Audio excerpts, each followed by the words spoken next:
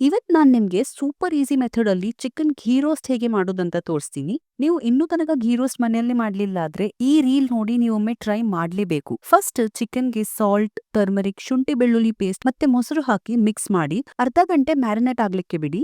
Next ಘೀ roast masala ಮಾಡ್ಲಿಕ್ಕೆ ಬೆಡ್ಗಿ chillies roast ಮಾಡಿ ತೆಗ್ದಿಡಿ. Next ಬೇರೆ ಸ್ಪೈಸಸ್ ಎಲ್ಲ ರೋಸ್ಟ್ ಮಾಡಬೇಕು. ಕ್ಯಾಪ್ಷನ್ ಅಲ್ಲಿ ಮೆನ್ಷನ್ ಮಾಡಿದ ಸ್ಪೈಸಸ್ ಎಲ್ಲ ಸ್ವಲ್ಪ ಕಲರ್ ಚೇಂಜ್ ಆಗೋ ತನಕ ರೋಸ್ಟ್ ಮಾಡಿ.